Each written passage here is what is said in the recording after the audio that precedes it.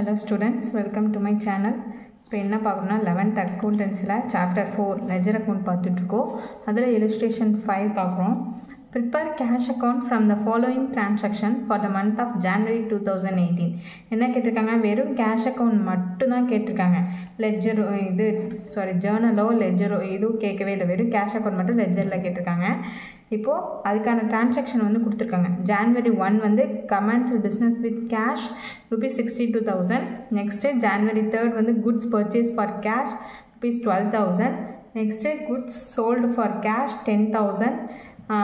January 12 wages paid 4,000. 25th வந்து furniture purchase for cash 6,000. நீங்கள் இது வரைக்கும் ஜேர்னல் போட்டுட்டு தான் லெஜர் வந்து போஸ்ட் பண்ணியிருப்பீங்க. இது வந்து என்ன பண்ணுறாங்க, டேரெக்டாக லெஜர் போஸ்ட் பண்ண சொல்லியிருக்காங்க. அதனால் கேர்ஃபுல்லாக போடணும். ஒவ்வொரு டிரான்சாக்ஷனையும் நம்ம சொல்லி பார்த்துட்டு டேரெக்டாக வந்து நம்ம போஸ்ட் பண்ணணும். சரி வாங்க இப்போ கேஷ் அக்கௌண்ட் மட்டும் போடுவோம். இப்போது ஹெட்டிங் எழுதியாச்சு. இப்போது கேஷ் அக்கௌண்ட் போட போகிறோம். பாருங்கள், எந்த இயர்னு சொல்லிட்டு ரெண்டு பக்கமாக நம்ம மென்ஷன் பண்ணிக்குவோம். இயர் எவ்வளோ கொடுத்துருக்காங்க? 2018 ஜான்வரி மந்த்து கொடுத்துருக்காங்க. அப்போது 2018 ரெண்டு சைடும் என்ட்ரு பண்ணிக்கிறோம். 2018 இப்போது ஜான்வரி மந்த்து ஒரு டிரான்சாக்ஷன் எப்போ நடக்குதுன்னு பார்ப்போம். ஃபஸ்ட்டு டிரான்சாக்ஷன் பாருங்கள், commenced business with cash. அப்போ இதுக்கு என்ன ஜேர்னல் என்ட்ரி போடுவோம்? Cash account data to capital account போடுவோம். யாரோடைய கேபிட்டல்னு இங்கே மென்ஷன் பண்ணல, நேம் கொடுக்கல. அதனால் கேஷ் டு கேபிட்டல் வேணால் நீங்கள் சைடில் பென்சிலால் எழுதிங்க. கேஷ் டு கேபிட்டல், ஓகேவா? Cash to capital. இப்போது நம்ம என்ன அக்கௌண்ட் போட போகிறோம்? கேஷ் அக்கௌண்ட் போட போகிறோம். கேஷ் அக்கௌண்ட் வந்து டெபிட்டில் இருக்குது. அப்போது to capital account 62,000 டெபிட்டில் January 1 to capital account 62,000. இதை மாதிரி நீங்கள் வந்து பார்த்து தான் போடணும். கேர்ஃபுல்லாக போடுங்க. நெக்ஸ்ட்டு பாருங்கள், January 3 goods purchased for cash. அப்போ குட்ஸை வந்து பர்ச்சேஸ் பண்ணுறாங்க ஃபார் கேஷ். இதுக்கு என்ன போடுவோம்? Entry purchase account data to கேஷ்ன்னு போடுவோம். உங்களுக்கு புரியணுங்கிறதுக்காக நான் பென்சிலில் நோட் பண்ணுறேன். Purchase account data to cash. அப்போ கேஷ் எங்கே இருக்குது? கிரெடிட்டில். பர்ச்சேஸ் ஆப்போசிட்டில் என்ன இருக்குது? பர்ச்சேசஸ் இருக்குது. அப்போ பை பர்ச்சேஸ். ஜான்வரி கிரெடிட்டில் வரும். January 3 அன்னைக்கு பை பர்ச்சேஸ் அக்கௌண்ட்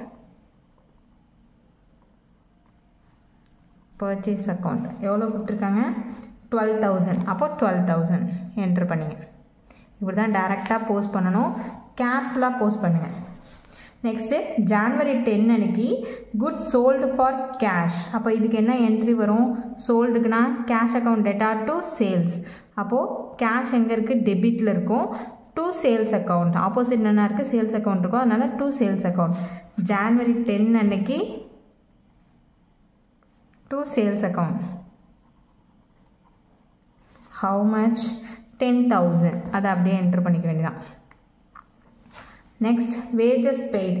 இது எப்படி போடுவீங்க? வேஜஸ் அக்கௌண்ட் டேட்டா டு கேஷ்ன்னு போடுவீங்க. Wages account data to cash. Cash எங்கே இருக்குது? கிரெடிட்டில் இருக்குது. ஆப்போசிட்டில் வேஜஸ் இருக்கும். அப்போ பை வேஜஸ். கிரெடிட்டில் January 12 அன்னைக்கு by wages account. How much? 4,000.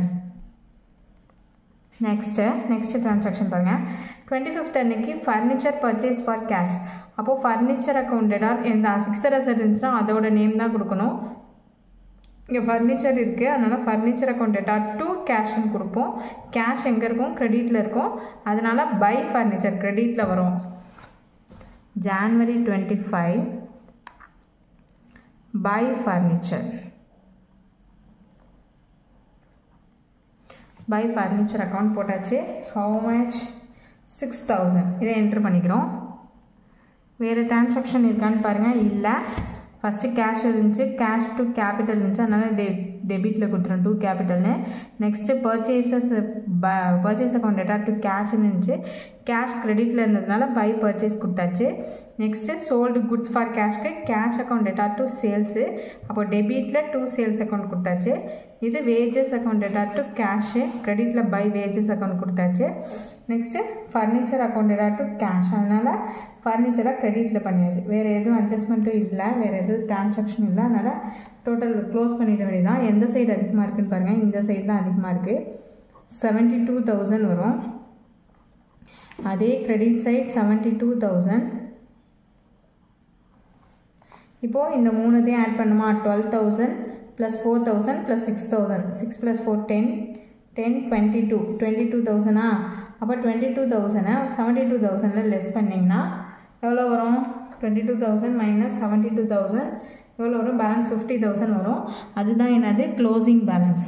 Closing balance எப்படி போடணும்? இந்த ஜான்வரி மந்தோட last date January 31st by balance C/D.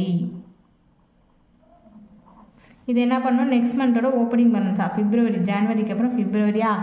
February 1st அன்னைக்கு ஓப்பனிங் பேலன்ஸாக கொடுக்கணும். To balance B/D 50,000. ஓகேவா?